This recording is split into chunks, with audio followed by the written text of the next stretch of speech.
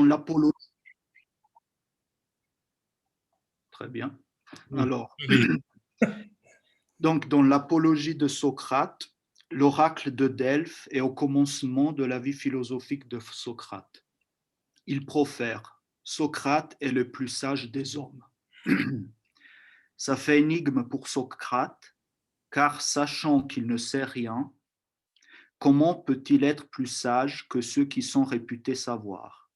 Il interroge alors des hommes politiques, des poètes, des artisans. Dans tous les cas, il se révèle doublement ignorant, croyant connaître ce qu'ils ne savent pas et ne sachant pas qu'ils sont ignorants. Socrate est donc bien le plus sage des hommes, puisqu'il ne croit pas savoir ce qu'il ne sait pas. Cette interrogation de Socrate est le célèbre questionnement socratique, que du reste a été ici repris par les TCC aujourd'hui. Dans ce questionnement, Socrate utilise l'élenkos, qui veut dire en grec ancien la réfutation, qui est un mode d'argumentation grâce auquel un questionneur, Socrate, vise à réfuter en répondant, en lui démontrant qu'il se contredit. Le point important est que l'élenkos, donc la réfutation, a une visée morale. Elle est destinée à faire honte à l'individu de ses fausses connaissances, préalable indispensable à la vraie connaissance de la vertu. La réfutation porte en effet non pas sur des opinions différentes, mais sur des opinions auxquelles l'interlocuteur de Socrate croit et, l'interlocuteur de Socrate croit et sur des sujets importants. À ce titre, ces réfutations et ces croyances engagent son existence de l'interlocuteur. C'est la raison pour laquelle l'individu réfuté peut se trouver plongé dans la plus grande confusion. La réfutation a ainsi pour finalité de mettre en accord les opinions d'un individu avec sa façon de vivre. La pratique de l'élenkos, du questionnement socratique, est par conséquent liée à la connaissance de soi. Connais-toi toi-même. Donc, maintenant, pour revenir à radiophonie, le gnoti seauton, en tant que lié au questionnement socratique, il ébranle. Il exclut toute théorie de la connaissance des interlocuteurs. Toute théorie qu'on croit posséder, connaître, est ébranlée par le questionneur Socrate, lui qui dit ne s'y connaître qu'en affaire de désir, comme c'est dit à la page 436. Alors, c'est peut-être pour ça que Lacan parle de muleta. Donc, cet morceau d'étoffe rouge tendu sur un bâton et dont le matador Socrate se sert pour fatiguer le taureau, l'interlocuteur, avant l'estocade finale de sa connaissance.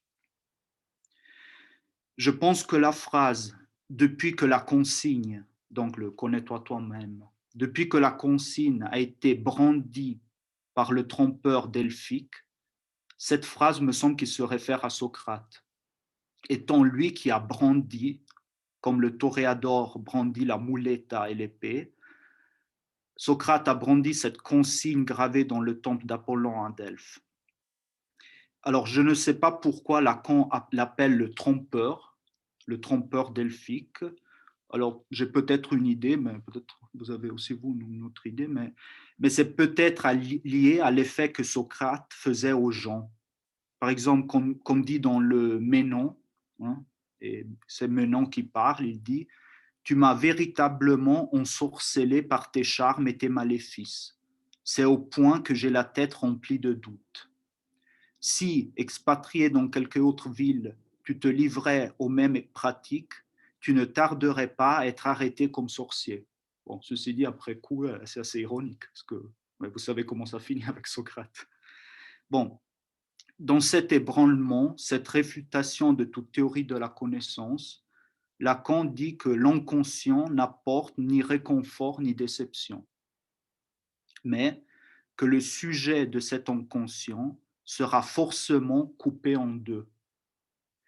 Dans l'expérience analytique, où l'inconscient est mis en exercice, le seauton, le soi-même, est divisé.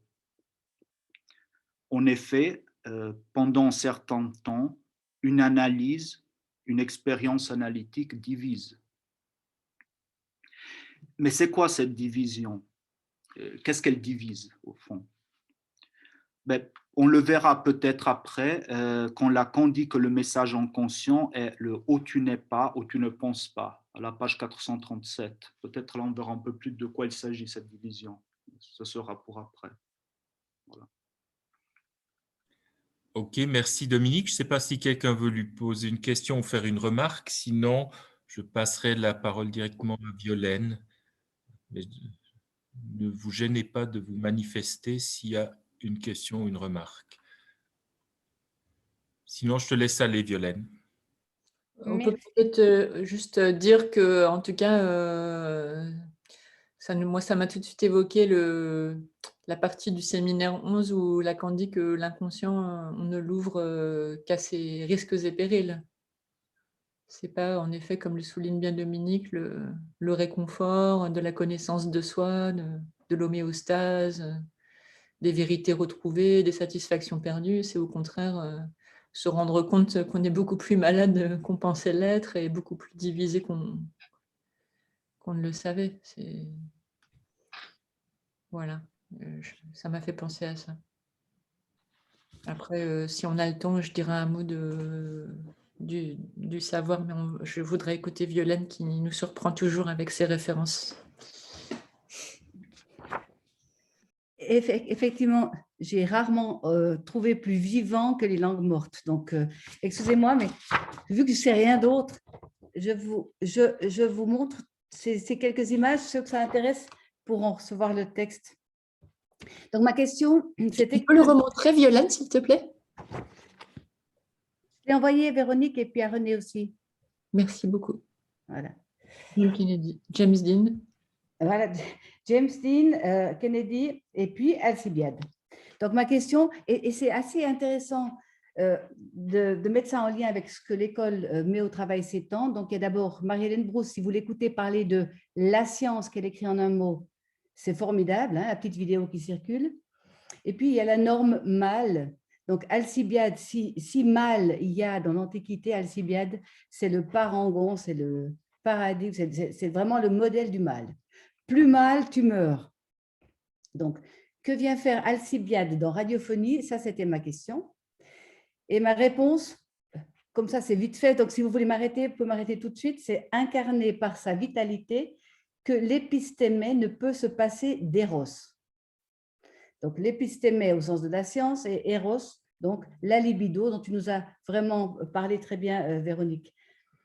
Donc, après tout, dans Lacan, dans le séminaire 8, qui est celui par lequel je suis entrée dans Lacan, à l'instigation d'Olivier qui avait compris ce qui m'intéressait.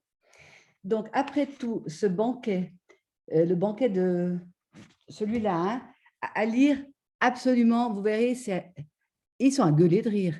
Mais bon, c'est vrai que ce banquet pris dans son côté extérieur pour quelqu'un qui entre là-dedans sans être prévenu, donc ça c'est Lacan dans le séminaire 8, pour le petit paysan qui sort là de son lopin autour d'Athènes, représente tout de même une sorte d'assemblée de tantous, comme on dit. C'est une réunion de vieilles lopes.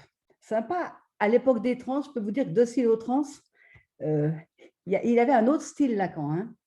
Socrate a 53 ans, Alcibiade, toujours beau paraît-il, en a 36, et Agathon lui-même, chez qui ils sont réunis, en a 30.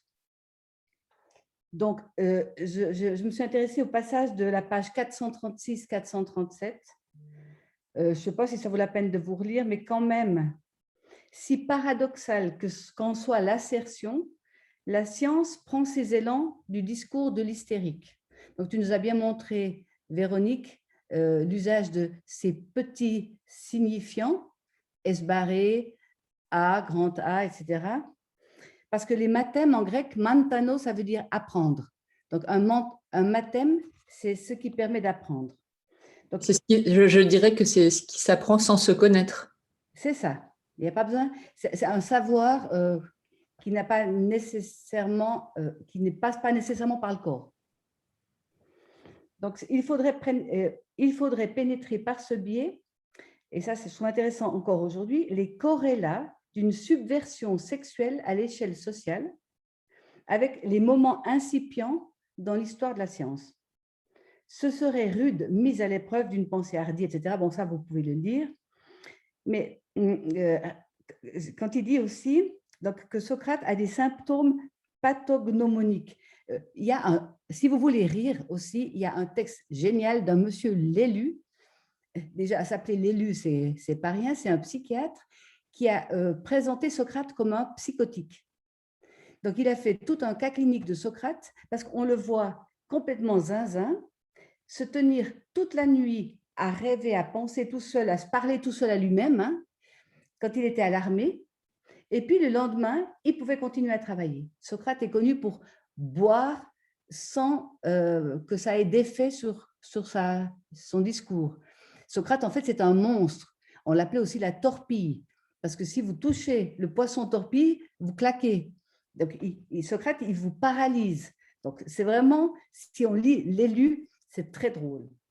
Donc, dans la page 436, là, Lacan dit « Rien n'a tranché quand un Alcibiade n'y montre que cette lucidité d'avouer lui ce qui le captive en Socrate, l'objet A, que j'ai reconnu dans l'agalma. » Donc, A, c'est l'alpha, c'est aussi la première lettre de l'agalma, qui veut dire le truc précieux qui était contenu dans des petites boîtes, dont on parle au banquet, un plus de jouir en liberté et de consommation plus courte. Donc, la référence qui m'intéressait, c'était ce passage et comment on passe d'un discours à l'autre, le passage du discours du maître au discours de l'hystérique. Lacan commence par exposer que toute connaissance, pour revenir à ce que tu as dit tout à l'heure aussi, qui était très intéressant, Rudy, je trouve que la question de gnoti, ça a un rapport avec notion. L'idée de la connaissance, notion, gnoti, c'est le même mot, hein. Donc c'est un savoir. Donc du savoir, Lacan dit, il y en a plein les armoires. Donc autant vous dire que ça ne sert à rien. Interrogé sur l'inconscient, Lacan le déclare métaphore des autres savoirs.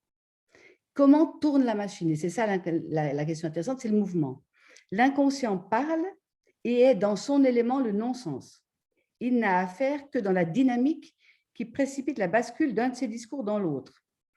C'est par régression que le discours du maître passe au discours de l'hystérique. Bon, ça, il faudrait faire les petites machines. Socrate, l'hystérique, est donc sommé de justifier son savoir, le seul dont il s'enorgueillisse. Et Lacan dit qu'il est comme Socrate, hein. Il dit que lui aussi, il sait qu'une chose, c'est de l'amour. Le meilleur exemple du savoir-y-faire de Socrate, c'est donc Alcibiade, qui est fasciné par l'objet petit a de Socrate. Donc, on peut dire Alcibiade, c'est l'analysant. Et on dirait que l'amour au cœur du banquet, parce que cette assemblée de tantous se demande ce que c'est que l'amour. Et chacun, il vient avec son petit couplet. Vous savez tous, probablement, que c'est une femme qui dira le fin du fin. Donc, on dirait que l'amour au cœur du banquet ne sert qu'à expliquer l'origine de la science, science qui vient de savoir, scire en latin, ça veut dire savoir, et à présenter ce qui a permis à un des hommes qui passait pour les plus cultivés de son temps, qui était couvreur au départ, comme son père, mais qui est devenu physicien, musicien, médecin, qui est devenu le maître de Descartes, le fameux Beckmann, dont Lacan parlera tout à l'heure. Un homme qui a eu une vie terrible, il a vu mourir tous ses enfants en bas âge, et lui-même est mort en 1636 de tuberculose, après avoir échappé à la peste, et ça, dans une époque Covid, ça nous rappelle 2-3 trucs. Donc, quel est donc ce plus de jouir qu'Alcibiade reconnaît chez Socrate, que Descartes reconnaît chez Beckmann? Qu'est-ce que Lacan appelle l'épistémé? Chez Husserl, c'est l'activité scientifique. Husserl oppose l'épistémé à la doxa, qui désigne chez lui les autres activités humaines.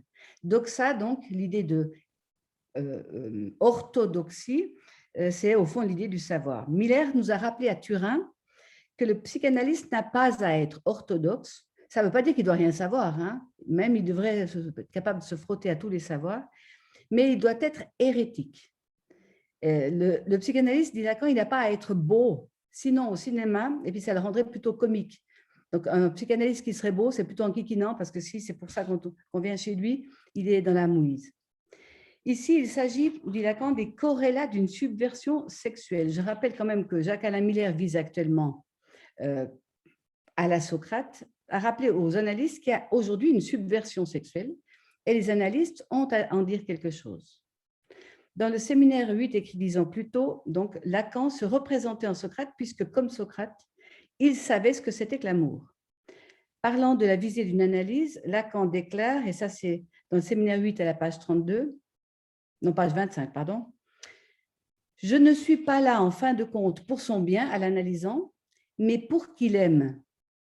Est-ce à dire que je dois lui apprendre à aimer? Assurément, il paraît difficile d'en éluder la nécessité. Pour ce qui est d'aimer et de ce qu'est l'amour, il y aura à dire que les deux ne se confrontent pas. Ce n'est pas parce qu'on sait ce que c'est qu'on sait le faire ou qu'on sait y faire avec. Pour ce qui est d'aimer, de savoir ce que c'est que d'aimer, je dois à tout le moins, comme Socrate, me rendre ce témoignage, donc là c'est Lacan qui parle, que j'en sais quelque chose. Donc, ça vous embête si je vous parle un tout petit peu d'Alcibiade, puis après vous me coupez? Parce que quand même, il est intéressant. Merci. Donc, Lacan nous parle de ce personnage, Alcibiade, comme un pré-Alexandre, un guerrier iconoclaste et séducteur. C'est le grand chouchou de toute la ville d'Athènes. Donc, il passe à l'ennemi et met enceinte la reine de Sparte, qui ne couchait plus avec son mari depuis 10 mois. Bref, Lacan raconte sa vie d'après Plutarque, qui est un des auteurs favoris de Lacan et de Miller. Donc, Lacan le raconte sur 2 pages. Il nous apprend entre autres qu'il zézait. On a accusé, comme tous les riches, on a accusé Alcibiade de tous les maux. Il devrait mutiler les Hermès. Alcibiade, c'est, dit Lacan, Kennedy plus James Dean, juste pour dire les filles. Hein. De la famille de Périclès, qui est devenu son tuteur. Il est d'ailleurs cité dans ce passage. C'est un grand amoureux, on pourrait dire un bisexuel aujourd'hui. Le B du LGBT, voire un pansexuel, qui s'habillait parfois de manière efféminée, d'une longue robe rouge. Le rouge était très cher. Hein. Pour faire les tissus, pour faire les robes rouges, c'était vraiment, il fallait en avoir. Et qui, apprenant qu'il avait été condamné à mort par les Athéniens pour avoir parodié les mystères, répondit « Ils vont voir que je suis bien vivant ». Donc, c'est vraiment le vivant. On pourrait dire plus vivant que Alcibiade, il n'y a pas. Donc, lorsqu'il était jeune, il détournait les maris de leur épouse et plus âgé, il détournait les femmes de leur mari, donc à voile et à vapeur. Amant occasionnel de Socrate, son maître en philosophie, il a eu une jeunesse assez folle. Lacan parle du personnage du banquet, donc on le voit arriver à la fin du banquet sans y être invité. Bon, ça c'est vrai aussi pour d'autres. Hein.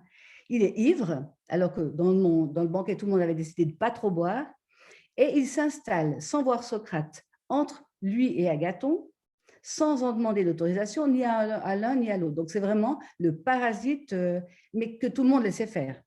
Il se montre très entreprenant vis-à-vis de Socrate, mais ce dernier manœuvre comme un analyste le ferait, de manière à détourner le transfert d'Alcibiade sur lui, en lui faisant saisir que c'est d'Agathon qu'il est amoureux. Or, Agathon en grec, ça veut dire le bon, le bien. C'est l'idéal grec. Agathos, ça veut dire vraiment le bon. Donc, c'est un jeune poète qui vient de gagner le premier prix de poésie, mais en l'occurrence, il est représentatif de l'objet du désir d'Alcibiade. Donc, Agathon vient de faire lui-même un discours assez crétin sur l'amour. Juan Pablo Lucchesi, si vous voulez lire quelque chose sur le banquet, il faut lire le texte de Juan Pablo Lucchesi, qui a même appris le grec ancien pour pouvoir commenter le banquet. Il explique comment la beauté des corps est importante dans le banquet. Et quand on parle de la bonne forme, tu parlais de ça, toi, Véronique, c'est vraiment très intéressant. Pourquoi cette beauté et quelle est cette importance qu'on voit dans le banquet et qu'on n'ose plus dire? Je crois quand même qu'il y a quelque chose de la beauté des corps dont il faudrait parler. Mais Lacan insiste en disant qu'il vaudrait mieux que l'analyste en soit dépourvu. Il disait « L'analyse est la seule praxis où le charme soit un inconvénient. » Il romprait le charme. Donc, le charme de l'analyste romprait le charme de la psychanalyse. Qui donc a entendu parler d'un analyste de charme? Alcibiade a du charme, il ne l'ignore pas et on sait qu'il a, à l'instar d'Athéna, refusé de jouer de la flûte pour ne pas être vu défiguré. Quand on joue de la double flûte chez les Grecs, on a comme ça les joues qui gonflent. Donc, en plus, coquet, on pourrait dire. la subversion qu'amène Alcibiade dans ce texte est le fait que deux femmes, une prêtresse Diotime et une déesse Pénia. Pénia, vous savez, c'est celle qui va se faire mettre enceinte et donc qui va être la mère de Eros, l'amour, dans le mythe de la naissance d'Eros. Donc, que font les femmes dans le banquet? Parce que quand même, c'est une assemblée d'hommes. Hein. Elles ne devraient même pas en être. Et au début du banquet, même la joueuse de flûte a été éliminée. On lui a dit d'aller jouer ailleurs, d'aller jouer si elle voulait pour les femmes de la maison. Comme le dit Lukeli, les femmes viennent gâcher la fête. Dans le cas de Pénia en tant que demandeuse, Pénia c'est le manque personnifié, Pénia c'est celle qui n'a pas. Et dans le cas de Diotime, en tant que celle qui sait, c'est une prêtresse à qui Socrate donne la parole. Donc celle qui a quelque chose et qui vient combler le vide laissé par le discours des hommes, Socrate compris. C'est alors qu'arrive Alcibiade, celui qui a tout. Il s'invite au milieu de la nuit à une fête en l'honneur d'Agathon, le beau poète qui vient de gagner le premier prix aux Grandes Dionysies. Mais il est ivre et il prend la place de Socrate dans un échange qui frise le comique. Socrate demande à Agathon, donc le jeune échanson, là, de le défendre de la jalousie de cet homme. Il dit, mais cet homme est jaloux, me poursuit de sa jalousie. Donc cet homme dont il souffre depuis qu'il l'a aimé et qui lui fait peur. Alcibiade lui dit qu'il se vengera une autre fois, etc. Et ensuite, on se met à boire et on se met à parler. Et c'est Alcibiade qui donne à ce moment-là la parole à Socrate. Mais d'abord, il prononce l'éloge de Socrate. Alcibiade dit alors de Socrate, « Il est le seul homme devant qui j'ai honte. Je ne sais que faire avec cet homme-là, qui passe sa vie à faire le naïf, à plaisanter avec les gens, mais à l'intérieur recèle des images fascinantes des agalmatas. » On a là un cours de drague masculine, ça c'est pour le congrès de l'ECF cet automne, où Alcibiade raconte tout ce qu'il a essayé pour essayer de, au fond, de plaire à Socrate. Et Alcibiade met Agathon en garde, fais gaffe, avec cet homme-là, tu vas te faire avoir, tu vas te faire duper. Se laisser duper, au sens primordial, c'est tomber amoureux. Donc là, on peut penser aussi à ce que Lacan dira avec les non-dupes R. On voit ce que Lacan reprendra, que Millet reprendra aussi, l'amour qui rend ridicule, qui rend comique. Socrate reprend en déclarant qu'il a bien vu son jeu, que c'est un drame satirique et pas un éloge, et reprend son ascendant sur Agathon qui vient s'allonger à côté de lui.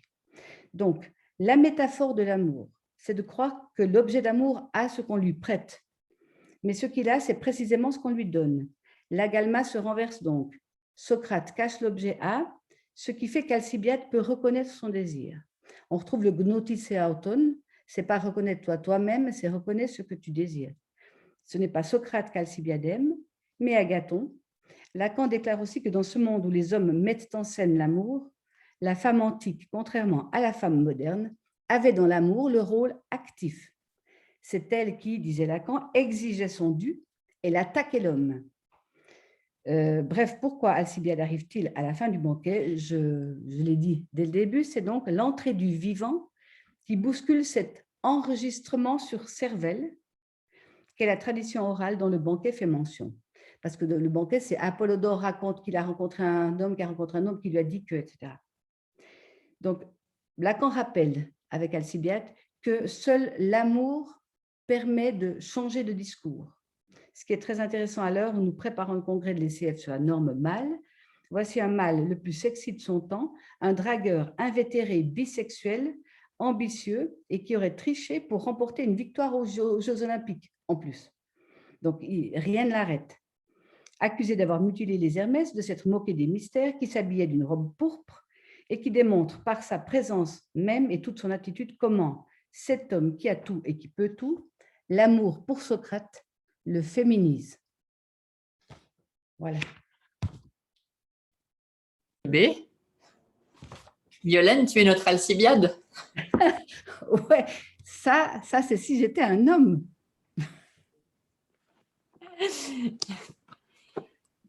Alors, oui, René. Oui, est-ce qu'il y a des remarques ou des questions à Violaine? Peut-être lui demander qu'est-ce qu'il vient faire à la page 436 de Radiophonie.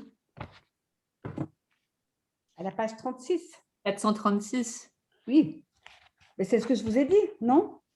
Il vient dire, enfin, ce que j'essaie de dire, il vient dire que la science, c'est du pipeau.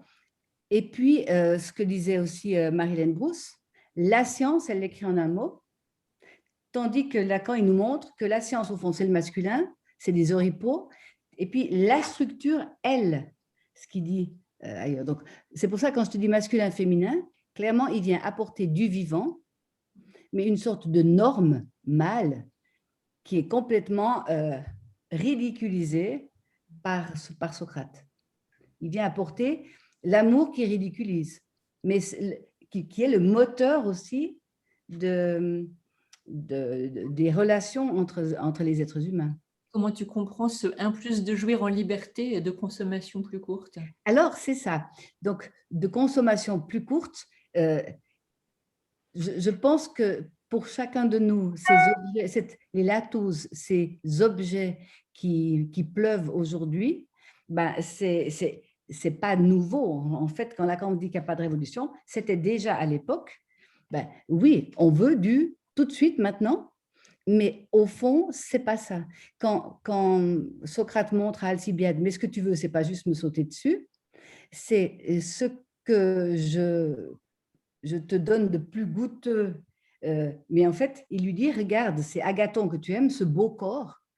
Et c'est pas seulement de coucher avec Agathon, mais que le fait qu'Agathon, ça veut dire le bien. Ce que tu veux, c'est le bien.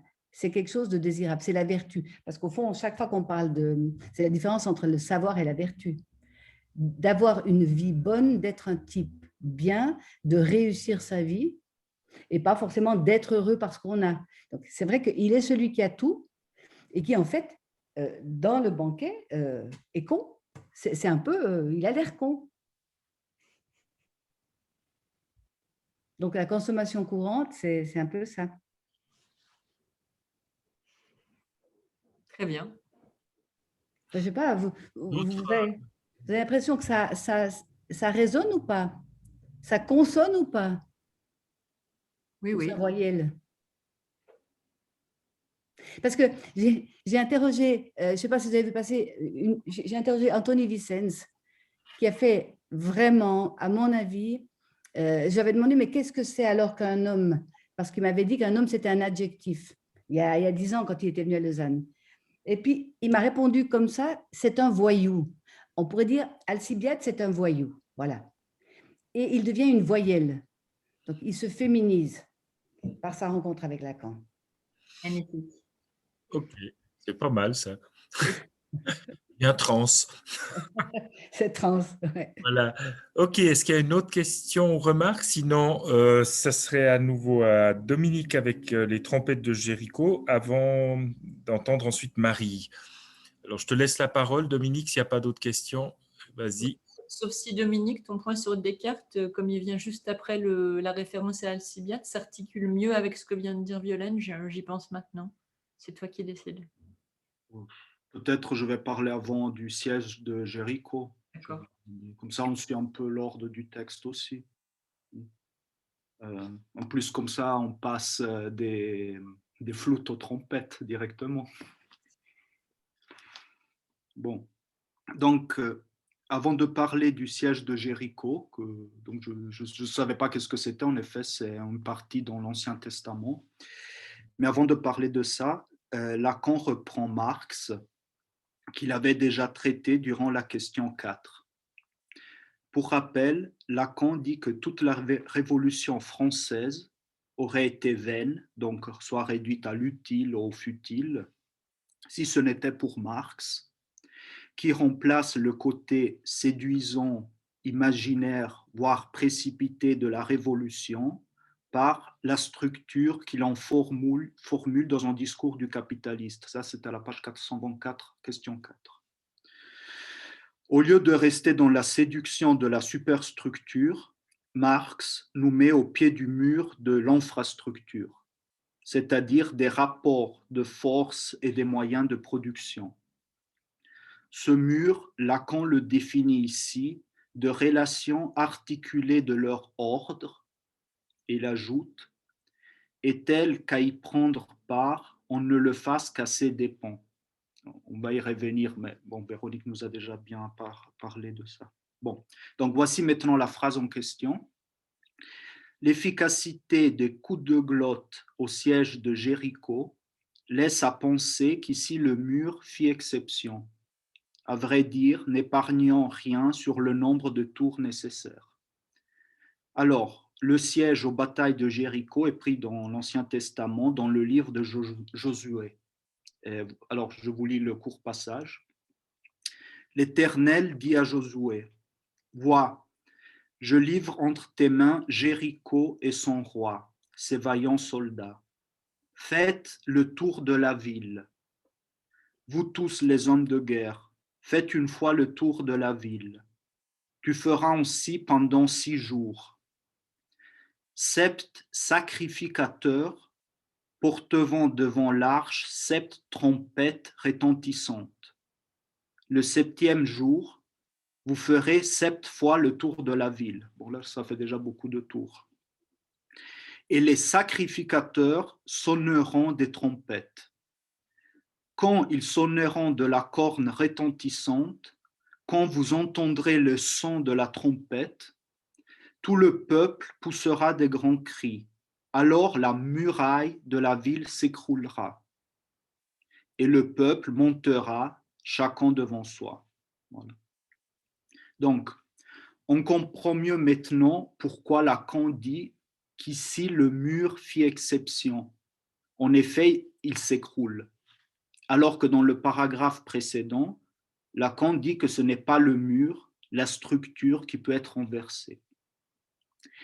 Les coups de glotte, aussi appelés consonnes occlusives glottales, est une consonne dont la description en phonétique articulatoire est l'occlusive glottale sourde. Elle est notée par une espèce de point d'interrogation. Cette occlusive, on la rencontre fréquemment devant un mot à initiale vocalique, où elle indique alors l'insistance, la surprise ou la gêne. Par exemple, quand le Père Noël fait « ho, ho, ho », c'est ça le « ho, ho ». Ces coups de glotte se réfèrent donc aux trompettes et apparemment on m'a dit que pour jouer la trompette, on le fait avec des coups de glotte. Je ne savais pas apparemment. Mais alors, je pense que Lacan, avec cet exemple de la bataille de Jéricho, veut dire une chose très simple. Les rapports fondamentaux de la structure, qui sont son parole, ne vont pas tomber par les cris et les paroles extatiques des jeunes révolutionnaires. Rappelons-nous que nous sommes juste après 68. On reste au pied du mur. Lacan en donne un exemple à la page suivante, à la page 435, concernant la production capitaliste, où cet implacable discours se complète de l'idéologie de la lutte des classes qui induit seulement les exploités à rivaliser sur l'exploitation de principes pour en abriter leur participation patente à la soif du manque à jouir. Donc, le mur, qui n'est pas fait de pierre, mais de relations fondamentales, est inébranlable. La seule chose qui est possible de faire est d'y tourner autour, ce qui se réfère à la permutation des termes, des lettres, dans les 4 discours écrits au tableau par Lacan cette année-là. Les places, donc de la vérité, de l'agent, du travail, de la production, ainsi que leurs relations fondamentales, restent inchangées. Comme Lacan dit dans la bataille de Jéricho, même si en apparence les murs sont tombés, ça n'a en rien épargné sur le nombre de tours nécessaires. Je dois à René Ragembas l'explication de la phrase suivante.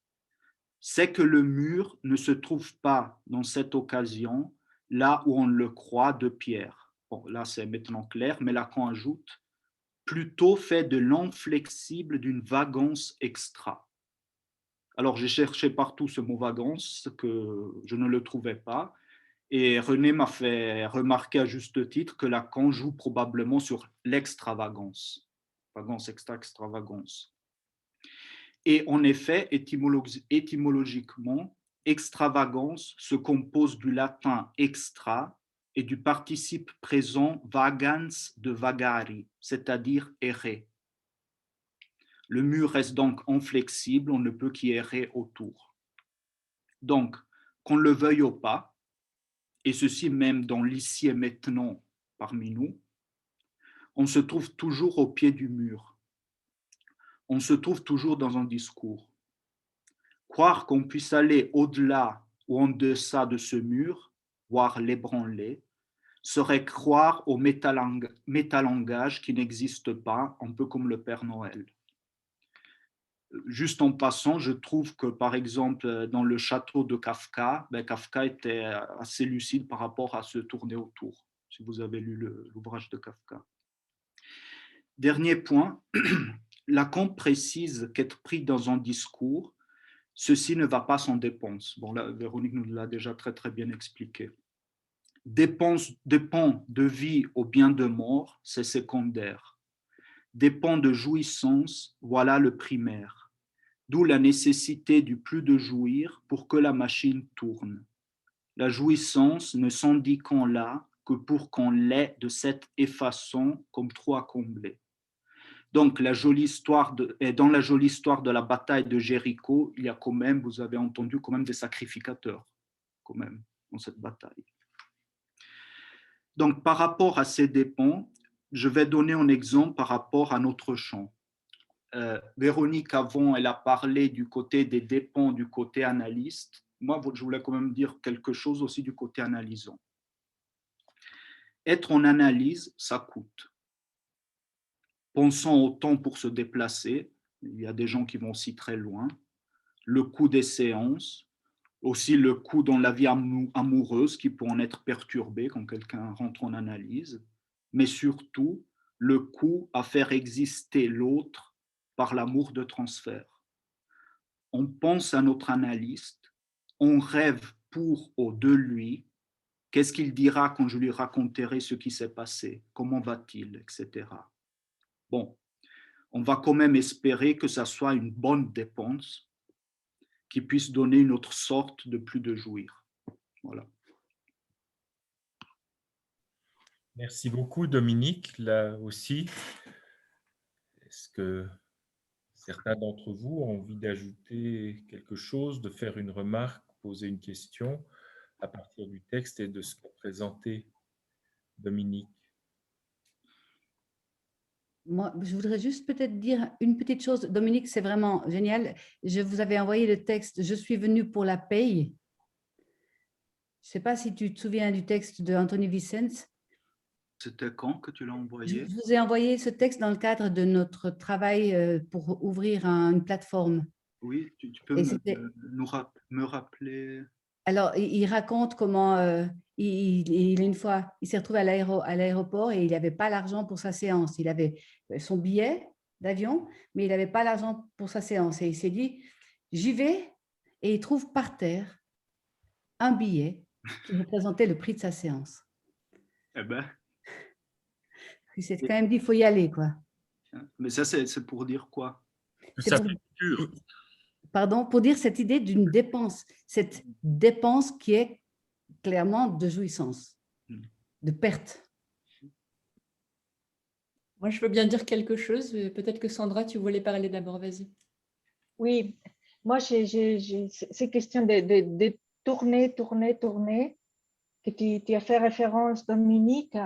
Je pense que de cette manière dans laquelle tu l'as présenté, en tout cas, ce qui ressent pour moi, c'est de m'éloigner un peu de cette idée, de l'idée, même si j'étais déjà éloignée, mais dans la lecture du texte, de la question de la connaissance, de l'acquisition, c'est-à-dire c'est les prix à payer dont on voit bien qu'il y a quand même du reste, ce que tu dis, on ne peut pas être au dehors en discours, mais il y a quelque chose aussi de ce travail qui est tourné autour et les prix à payer. Donc, c'est ça. Donc, merci. En tout cas, c'était pour te dire. Merci. Il y a Nelson qui voudrait intervenir également. Oui, puisque Dominique, j'ai bien apprécié aussi l'intervention de Dominique, a parlé de Marx et puis cette question du siège de Jéricho. On pourrait faire un peu parce que Lacan, il dit que Lénine a fait le passage à l'acte de Marx dans Radiophonie. Et puis, on pourrait l'homologuer à que Lénine a cru faire tomber le mur de Jéricho avec son intervention, justement. Mais bon, ce qui montre Lacan aussi, c'est bon, il fait pas mal référence aussi au mot révolution dans Radiophonie. Et puis lors de la dernier atelier de lecture, j'avais rappelé cette réponse de Lacan en étudiant la conférence de Louvain, où il dit voilà, vous allez avoir un nouveau maître, hein, tout simplement, dans votre révolution. Donc, vous n'aurez pas votre révolution, vous aurez un nouveau maître. Hein. Et c'est ça que Lacan essaye de dire, justement, par rapport à comment les théories de Marx ont été reprises par les communismes. Hein. C'est-à-dire, parce qu'il y a Marx et après, il y a les communismes. Lénine, le passage à l'acte de Lénine, et puis les nouveaux maîtres. Hein, parce que finalement, le communisme est devenu aussi un nouveau mode de production, hein, différent, mais avec un nouveau maître. Hein.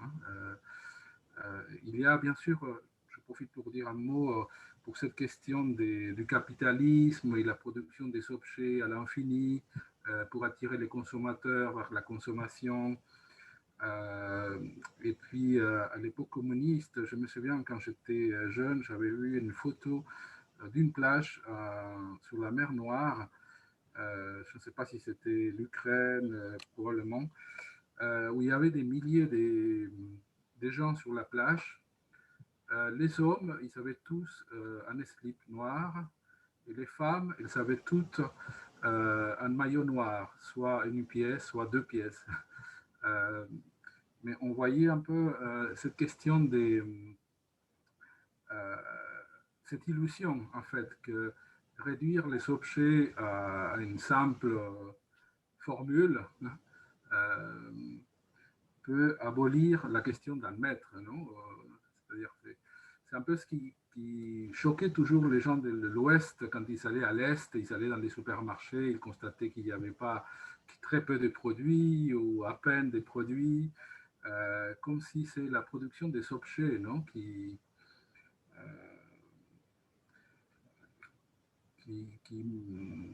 constitue enfin, un mode de civilisation différente. Enfin, Lacan, il dit dans Radiophonie, voilà, c'est un nouveau maître, le communisme. Ce n'est pas une révolution. Je pense que c'est une position assez claire de Lacan sur ça. Et puis la question des marchés aussi, je profite aussi pour introduire cette question-là, la question des marchés. Hein, le capitalisme, ça produit des objets qui rentrent dans la loi du marché. Et Lacan aborde la question des marchés des savoirs aussi. Et comment la psychanalyse, là il évoque, c'est en 70 Radiophonie, il y a le département de psychanalyse de Paris 8 qui a été créé en 68. Hein, et puis il y a des questionnements sur cette place aussi de la psychanalyse dans les marchés de savoir universitaires, dont Lacan avait participé dans la création de ces départements de psychanalyse. Il y a aussi un questionnement de Lacan sur ces points-là. Donc voilà, juste un peu, je rebondis sur autre chose, mais je vous remercie d'avoir déjà introduit Marx, déjà toi Véronique et toi Dominique dans vos exposés. Voilà. Merci beaucoup Nelson. Je peux me permettre de dire aussi quelque chose sur ce point? Vas-y Véronique. Alors, cette question de la vagance extra est rigolote. C'est que le mur ne se trouve pas dans cette occasion là où on le croit, mais il est plutôt fait de l'inflexible d'une vagance extra. Moi, je pense que une vagance extra, c'est la vagance, c'est la dérive de la pulsion. C'est la pulsion qui divague. Lacan dit d'ailleurs à un moment donné que dérive serait une bonne traduction pour pulsion, pour drive. En anglais, on pourrait dire dérive. Et la dérive de la pulsion, la vagance extra, c'est l'excès. La pulsion en excès. Et en effet, c'est ça qu'on ne peut pas traiter de manière classique et qu'il faut traiter par la psychanalyse. Alors si on se retrouve toujours au pied du mur. Finalement, qu'est-ce qu'on peut faire de différent avec la psychanalyse pour traiter la pulsion? Puisque, comme je l'ai dit quand même au début de mon intervention, c'est l'orientation de Lacan à partir de ce texte, c'est d'utiliser donc les mécanismes du langage pour traiter la jouissance. On a vu la reformulation de la métaphore et de la métonymie comme opération opérant sur la jouissance et non pas simplement comme des mécanismes de production de sens, si vous vous souvenez, dans la question 3. Donc, comment est-ce qu'on traite la jouissance avec la psychanalyse? C'est vraiment la question, c'est-à-dire la vagance extra, c'est-à-dire le fait que la pulsion soit en excès par rapport à un corps qui soit vide. Le binaire qu'introduit Éric Laurent, le corps entre vide et excès, pour nommer ce qui se passe dans Radiophonie. Donc, la vagance extra, c'est la dérive pulsionnelle en excès par rapport au corps.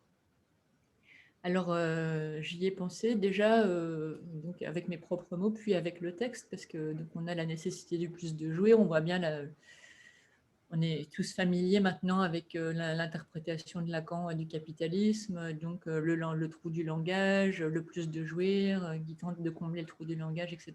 Déjà, on peut noter le terme « effaçon ». La machine tourne, la jouissance ne s'indiquant là que pour qu'on l'ait de cette effaçon comme trou à combler. C'est-à-dire, on se rappelle la fin de la question 4, où Lacan parlait des effaçons qu'on imposait au vrai. C'est-à-dire que pour arriver quelque part, il faut déjà avoir effacé la vérité. Si vous vous souvenez de ça. J'espère, c'était à la page 427, je crois. Un seul savoir. Je tiens ici à marquer que quelqu'un ne s'y assoit que de la façon de l'effaçon qu'il y impose au vrai. Donc, c'est-à-dire, c'est la façon dont le trou a été vidé de sa vérité, il me semble. Donc, il y a la question de l'effaçon. C'est-à-dire, il faut resituer le trou à sa valeur structurale, réelle. Il est là. Ne vous étonnez pas ensuite, nous dit Lacan, que je ressasse quant à l'ordinaire, je cours mon chemin. Donc, il dit qu'il se répète et il dit que la répétition est nécessaire. Il le dit ici. C'est qu'ici, à refaire une coupure inaugurale, je ne la répète pas, je la montre en se redoublant à recueillir ce qui en choix. C'est-à-dire, ce qui est important, c'est la fonction du reste. Recueillir ce qui en choix, c'est ce qui se détache comme reste. Et là, Lacan nous propose Marx. Car Marx, la plus-value que son ciseau à le détacher restitue au discours du Capital, c'est le prix qu'il faut mettre à nier comme moi qu'aucun discours puisse s'apaiser d'un métalangage, du formalisme hegelien en l'occasion, donc petite pique en passant à la dialectique. Mais ce prix, il l'a payé de s'astreindre à suivre le discours naïf du capitaliste à son ascendant et de la vie d'enfer qu'il s'en est faite. C'est bien le cas de vérifier ce que je dis du plus de jouir. La mer verte, c'est la Marx-Lust, le plus de jouir de Marx. D'accord. Donc, qu'est-ce qu'on a ici? On a vraiment déjà cette alliance que Lacan fait avec Marx, en tout cas, quant à le fait de consentir à occuper la position de déchet du discours, finalement. C'est le prix qu'il faut mettre à nier comme moi. Qu'aucun langage, qu'aucun discours ne puisse s'apaiser d'un métalangage. C'est-à-dire, c'est accepter que ce n'est pas en rajoutant du signifiant qu'on va résoudre la question du malaise dans la civilisation. Aucun métalangage ne peut apaiser le discours. D'accord. Et donc, Lacan comme Marx consentent à cet impossible, l'impossible de la pacification de la vagance extra par le biais du rajout du signifiant, c'est-à-dire la fonction de la vérité révélée. Au contraire, l'effaçon de la vérité, le dévoilement du trou, et deuxième tour, la production du reste. Nécessaire donc à nommer pour Marx la plus-value, pour Lacan le plus de jouir. Donc, introduction dans les deux cas d'un signifiant nouveau qui nomme le déchet du discours, et tentative de mise en fonction du déchet pour opérer sur la jouissance. Bon, pour Marx, pour opérer sur l'économie, pour Lacan, pour opérer sur l'économie libidinale. Puisque je vous rappelle que c'est l'enjeu de Lacan, c'est d'opérer sur la vagance extra. pacifier la pulsion autrement que par le biais du métalangage. Alors, suite à ça, on peut corréler ce qui se passe sur cette page avec ce qui se disait précédemment de l'inconscient. C'est-à-dire, que devient finalement l'inconscient lacanien? Ça reste quand même l'inconscient comme savoir, mais c'est un savoir produit. Ce n'est pas un savoir déjà là. D'accord? C'est à partir de la faille de ce que celui qui parle l'étant dit de son désir qui le dépasse, je vous rappelle les termes de la question 4, donc se produit la nécessité de la construction d'un savoir sur cette faille. Et qu'est-ce qu'on construit en analyse avec Lacan? C'est quand même une vérité, c'est-à-dire sur un savoir qui est en place de vérité. Et donc foncièrement, ce qu'on construit en analyse, dans une analyse lacanienne, en tout cas à ce temps du travail de Lacan, c'est le fantasme. C'est-à-dire la loi signifiante de la pulsion. La forme que la pulsion prend pour chacun. Par exemple, on peut penser ici que, avec, un peu plus pratiquement, avec les cas des AE. J'étais intervenue à Bruxelles sous le titre « Battu par la langue ». Et les AE avaient un peu décliné la construction du fantasme fondamental. Par exemple, Dominique Olvout, vous connaissez tous son témoignage, un enfant est touché par le père sexuellement ou pas. Dans mon cas, c'était un enfant est mangé. Dans le cas de Laurent Dupont, un enfant parle pour animer l'autre. Enfin, on a ce savoir qui se construit en analyse. Ce n'est pas du tout le savoir qui est déjà là, c'est le savoir qui est donc en place de vérité, qui se construit du fait de l'opération du discours analytique. Et donc de la mise par l'analyste en jeu de son plus de jouir, qui lance la machine dans laquelle se prend l'analysant et qui réduit donc la vagance de sa pulsion à la formule de son fantasme. On a quand même cette idée tout à fait précise. C'est pour ça que Miller souligne toujours son approbation de la formule américaine shrink pour le psy. C'est la réduction. Et donc, c'est la réduction de la formule de la vagance pulsionnelle à donc, sa loi signifiante. Que, dans un texte absolument formidable qui s'appelle Lacan, vous connaissez peut-être, qui a une condensation du mot Lacan et du mot Kant, Miller nous dit que la formule du fantasme fondamental, c'est toujours agis de telle manière, de façon à maximaliser ta jouissance. Mais bon, évidemment, elle prend la forme de la contingence de la vie de chacun. C'est ça qui permet de faire autrement que par le biais du métalangage. Voilà, donc le prix, il l'a payé à s'astreindre à suivre le discours du naïf du capitaliste et de la vie d'enfer qu'il s'en est faite, c'est-à-dire c'est le vœu de Marx comme le vœu de Lacan, c'est de vouloir tellement ce qu'on veut qu'on en consent à occuper la place d'objet A ou à payer le prix d'être l'objet A. La Marx-Lust, c'est comme le plus de jouir lacanien. L'analyste, celui qui consent à se faire le déchet du discours pour que d'autres parviennent eux-mêmes à ce cheminement, comme Marx, comme le désir que Lacan attribue à Marx. Et on trouve ça juste avant la page, en effet, où Lacan parle de l'ineptie du capital à procurer une jouissance dont elle puisse se ralentir. On trouve là, en effet, la frénésie du capitalisme qui a, on le sait, ôté le frein qu'il y avait donc entre la division et l'objet, entre le sujet divisé et l'objet. Et donc, il n'y a pas de frein et il y a cette consommation qui ne fait que s'accélérer de plus en plus. Et en effet, comme Dominique l'a dit, la participation patente des révolutionnaires à la soif du manque à jouir,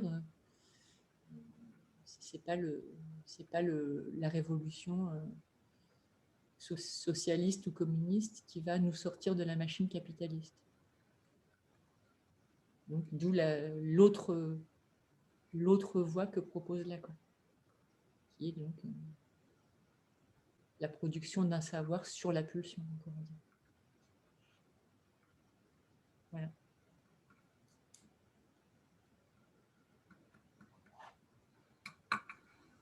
Merci. Est-ce qu'il y a une question à Véronique ou une remarque? Non, je passe la parole à Marie. Elle nous parlait du rapport sexuel pour simplifier les choses.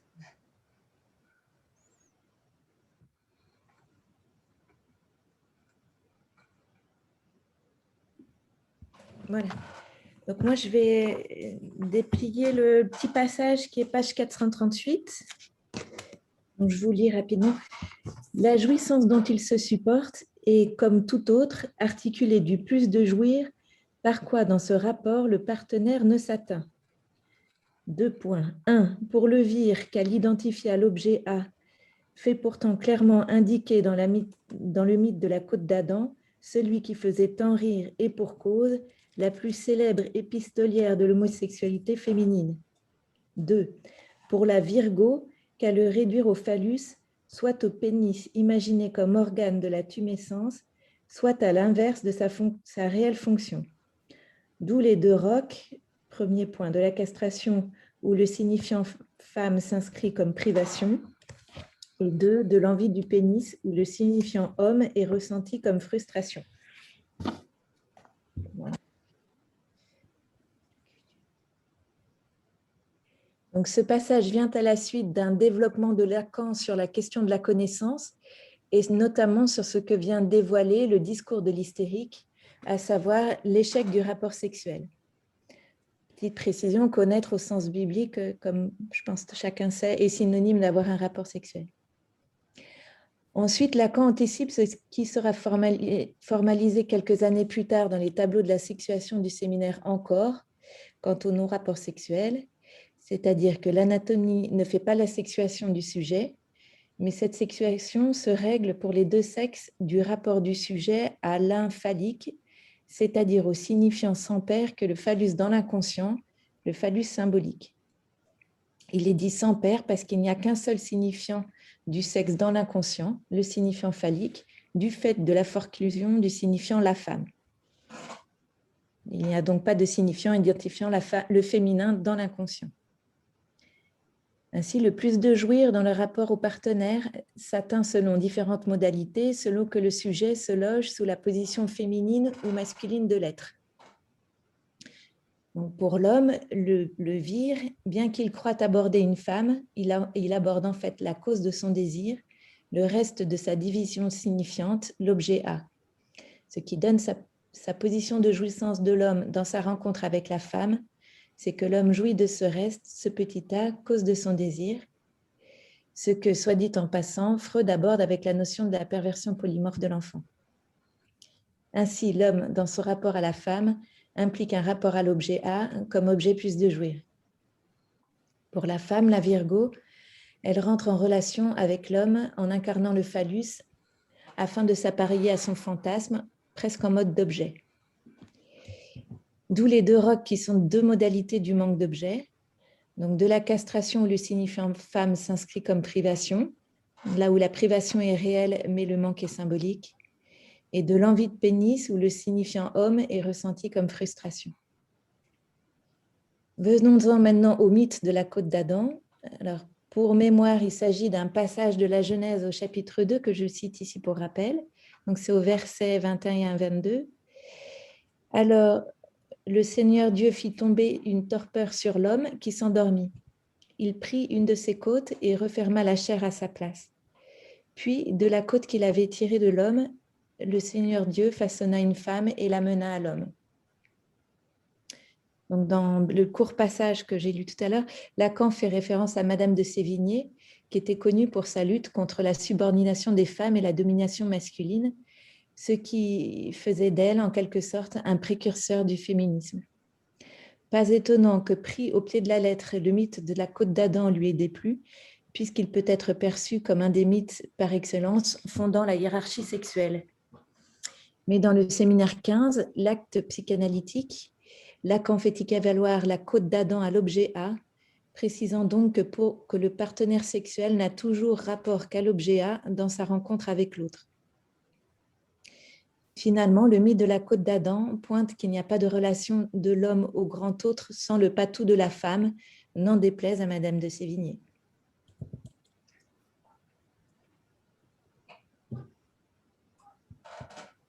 Merci Marie. Merci beaucoup, Marie. Des remarques, des commentaires? Bah, déjà, c'est formidable de voir préfigurer ici l'étape des formules de la sexuation. Enfin, on reconnaît ça là. Qu'est-ce qu'on peut dire que tu n'as pas dit? Moi, j'ai fait vite parce que j'aurais pu en écrire des tonnes, parce que j'ai quand même pas mal étudié la question, mais bon, voilà, je pense.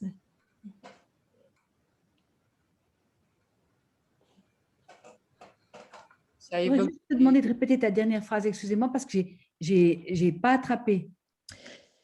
Alors, j'ai dit, finalement, le mythe de la côte d'Adam pointe qu'il n'y a pas de relation de l'homme au grand autre sans le patou de la femme, n'en déplaise à Madame de Sévigné.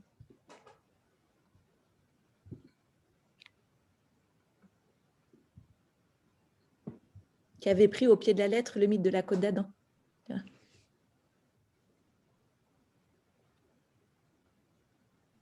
C'est plus clair, Violaine ou... Non, je crois que je suis trop bête. Mais non, mais en fait, Madame de Sévigné, elle a interprété le mythe de la côte d'Adam comme étant le mythe de la subordination de la femme par rapport à l'homme, comme la femme étant inférieure à l'homme, puisqu'elle est tirée, elle est extraite de l'homme et pas étant une personne en soi, à part entière. Donc, voilà. Et en fait, là où il y a un retournement par Lacan, c'est que finalement, Lacan dit que l'homme, finalement, n'a accès à l'autre que par le manque, donc finalement, pas ce que représente la femme. Donc, en fait, que c'est l'homme qui manque d'une côte. Ouais, voilà, si tu veux. Voilà. Finalement, le moins, il n'est pas tellement du côté de la femme. Merci. Voilà. Mais bon, enfin... Je trouve vraiment intéressant toutes les lectures qu'il y a autour de la côte d'Adam. J'aimerais juste vous rappeler, mais je n'arrive pas à retrouver le passage, Delphine Horviller qui avait été au congrès à Paris dans ce livre Réflexion sur la question antisémite. Elle a dans ce bouquin, mais je n'arrive pas à retrouver le passage, toute une relecture aussi du mythe de la côte d'Adam qui va un peu dans le sens de ce que tu dis, Marie, que le manque, enfin, celui à qui manque quelque chose, c'est l'homme, pas du côté de la femme. Mais c'est intéressant parce que c'est vraiment une lecture qui le prend par le biais de la réflexion juive, si je peux dire ça comme ça. Oui, parce que en fait, la lecture, enfin, quand on lit littéralement la Genèse dans la Bible, en fait, on voit que la femme, ça s'écrit Isha, et l'homme, ça s'écrit Ish, et que finalement, on peut faire tout un travail autour de l'abolition du petit âge, enfin de la petite A, qui donne le signifiant homme. Enfin, ça, je pense que ça s'articule autour de ça. Il y a pas mal de théologiens qui ont écrit là-dessus. En tout cas, il nous reste 7 minutes. Donc, il y a une urgence à déterminer de ce dont on veut parler. Non, mais voilà, j'ai fini, moi. Non, mais merci beaucoup, Marie. C'est super intéressant, mais je pense que peut-être on peut poser le jalon que Lacan essaye de mettre, c'est-à-dire que la différence sexuelle, c'est pas comme ça qu'on arrivera à la fin de l'analyse. En gros. Il y a toute cette histoire, le pénis, bon là, la femme croit que l'homme l'a, alors que la vraie fonction du pénis, c'est de symboliser la détumescence, chose que Lacan développe beaucoup dans le séminaire 10 notamment. Et puis l'homme retrouve dans la femme donc quelque chose à son image à lui, c'est-à-dire ce qu'il veut de lui dans la femme. Il ne voit pas la femme dans son altérité. Privation, castration, c'est ce qui sont donc les deux impossibilités de la fin de l'analyse pour Freud dans analyse terminable et interminable, et donc la tentative de Lacan de les dissymétriser déjà. Castration où le signifiant femme s'inscrit comme privation et envie du pénis où le signifiant homme est ressenti comme privation. Donc chaque sexe, c'est-à-dire si on laisse la psychanalyse s'orienter donc du mythe du phallus, c'est-à-dire le point où le rapport sexuel parvient à s'inscrire donc dans le langage, c'est le phallus qui est un signifiant. On en arrive en effet à ce double écueil, castration où s'inscrit comme privation et envie du pénis et frustration. Et donc Lacan nous dit que ces écueils sont maîtres, c'est les écueils à la maturité du génital, et donc nous on va prendre une autre piste que d'essayer de faire se réconcilier les analysants donc, à faire son deuil de l'essence du mal, comme il dit à la fin de la page. Il s'agit plutôt de produire le savoir dont se détermine la cause qui fait défi en son étant. Et c'était ce que je disais à la page précédente, c'est-à-dire que l'analyse, c'est pas de faire accepter à quelqu'un donc le roc de la castration, qu'elle se décline en privation ou en frustration, mais c'est de faire produire à chacun un savoir sur la vagance extra de sa pulsion. Et c'est comme ça qu'on va s'en sortir. Et donc il faut dépasser l'idée du mythe du phallus, je pense. Il me semble. C'est ça qui va être intéressant.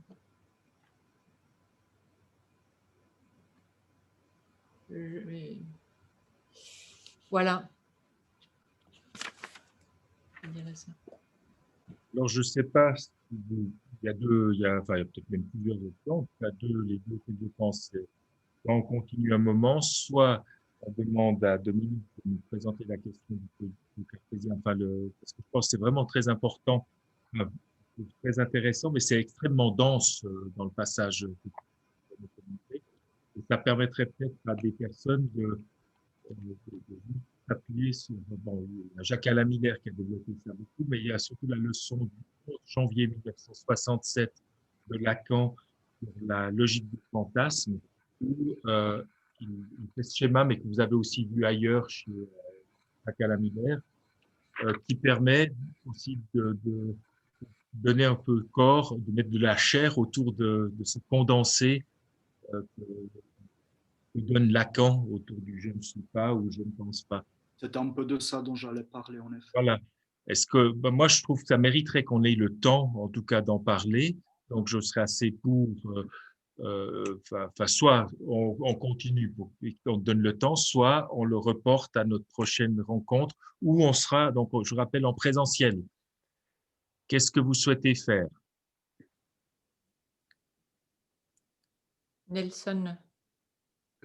Moi, je pense que c'est mieux avoir plus de temps. Donc reporter, c'est ça que tu veux dire? Ouais. Oui, oui. Et c'est un peu l'avis de tous.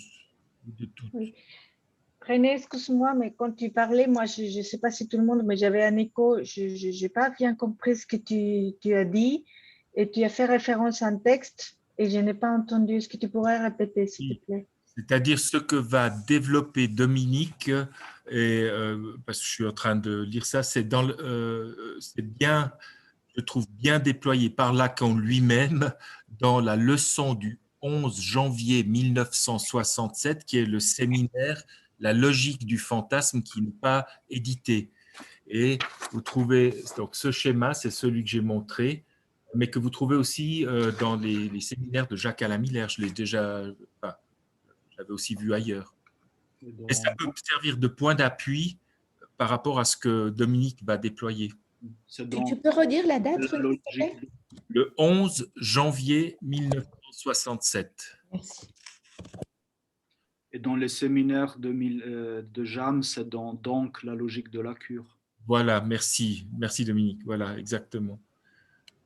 Oui, oui, je le présenterai la prochaine fois, mais c'est justement par rapport à la négation de cette intersection entre l'être et la pensée que les deux sont séparés. Et après, à la fin, je faisais quand même un lien par rapport à l'expérience analytique. Qu'est-ce que ça veut dire concrètement? Mais je le présenterai la prochaine fois. Oui, je pense vraiment prendre le temps pour ça vaut la peine parce que cette formulation n'est pas « je ne suis pas, je ne pense pas », donne un relief particulier, un poids particulier à ce que Véronique disait tout à l'heure, du vouloir être. Enfin, il y a partir de l'inverse, de la négation. Mais je pense vraiment que là, on peut prendre le temps la prochaine fois. Si vous êtes toutes et tous d'accord, évidemment. Pour le temps. OK. Alors, si c'est le cas, je propose qu'on s'arrête là, à moins que, Véronique, tu veuilles encore prendre le temps de faire une conclusion. Et puis, moi, juste d'annoncer vraiment le 2, réserver le 2, le vendredi, de 17h à 20h, pour la dernière séquence, en présentiel, avec Véronique aussi, et puis un apéritif après. Alors, Véronique, est-ce que tu voulais encore prendre le temps de dire une conclusion ou est-ce que tu te réserves Juste un seul mot peut-être donc à l'époque où Lacan écrivait ce texte, je dirais que la structure signifiante de la matrice civilisationnelle qu'il nous produisait comme sujet, c'était donc le discours capitaliste, c'est-à-dire qu'il produisait une revendication de la jouissance dérobée, comme sous la forme de la conscience de classe. Et donc, c'était l'interprétation qu'il faisait sur l'économie libidinale de l'époque, c'est-à-dire revendication qu'on nous rende de ce qu'on nous a pris, quoi. Revendication 68 ardes contre le père, la censure, l'interdit et tout ça. Mais il me semble qu'aujourd'hui, finalement, là, c'est-à-dire que certes, on ne va pas nier qu'on est dans une matrice signifiante où s'allient la science et le capitalisme, mais il me semble que peut-être encore plus que ça, on est vraiment arrivé à l'époque où c'est la structure du patou qui est la matrice civilisationnelle, comme Jacques-Alain Miller le disait dès Intuition milanaise, un texte de 2003 dont je pense qu'on n'a pas encore tiré toutes les conséquences. Et il me semble que le mode de subjectivité y afférent, c'est plus la conscience de classe et la revendication de la jouissance dérobée. Et il me semble, c'est ce que j'ai essayé de dire dans mon texte à la NLS la semaine dernière, que le mode de subjectivité trans, c'est un effet de cette structure du patou comme matrice civilisationnelle. Et on s'est peut-être décalé par rapport à l'interprétation que Lacan faisait à ce moment de sa réflexion. Et voilà, donc, je pense que ce serait peut-être bien de réfléchir à ça. Tu m'avais demandé, René, de penser à une mise à jour du texte de radiophonie, donc je propose ça comme piste. Tout à fait. De réflexion. Et je voudrais dire autre chose quant à ce que je souhaiterais, moi, pour la dernière séance, c'est que les gens, les personnes qui ont participé disent un petit peu, qu'il y ait une implication subjective des participants. Parce que il me semble que c'est ça le mot d'ordre aussi que nous donne Lacan. Je pense que c'est très bien dit. Y mettre sans plus de jouir pour mettre en mouvement quelque chose. C'est-à-dire que ça va dans la logique il ne faut pas déchiffrer ce qui est déjà là, c'est que c'est en s'impliquant chacun qu'on applique quelque chose qui fait monde. Qu'on produit quelque chose d'un savoir. Et donc, oui, vas-y. Non, juste que ce serait, je pense bien, s'il y avait ce moment où chacun pouvait dire ce qu'ils ont compris, ce qu'ils n'ont pas compris, ce qu'ils ont produit, ce qu'ils ont... Je vais le rappeler dans le mail que je vous enverrai pour que vous confirmiez que votre participation pour les repas. Surtout qu'on sera en personne. Voilà. Si tout le monde venait, ça ferait 30 personnes, puisqu'on est 30 inscrits, et c'est aussi le nombre que nous pouvons mettre à l'intérieur. Donc, ce n'est pas un problème. Moi, je voulais remercier aussi tous ceux qui sont intervenus aujourd'hui avec leurs textes. J'aimerais leur demander de m'adresser, une fois encore, j'ai reçu les textes, mais j'aimerais les recevoir pour que je puisse les adresser à tout le monde. Tout le monde peut les relire ou les lire tranquillement. Ça, si vous aviez la gentillesse de me les envoyer. Ils figureront aussi après sur le site de la SREP quand on mettra aussi les enregistrements. Voilà. Est-ce qu'il y a encore une question, une remarque avant qu'on se dise bonne journée. Merci beaucoup à Marie, Violaine et Dominique, auxquels j'ai demandé de m'aider il y a quelques jours seulement. Merci. Voilà, un grand merci à tout le monde alors. Et puis un bon appétit. Et puis à la revoyure le vendredi 2. Merci beaucoup, Dominique. Merci beaucoup, Véronique. Merci. Merci beaucoup, tout le monde. Merci, Marie. Au revoir. Merci. Plaisir. Merci, Dominique. Au revoir tous. Au revoir.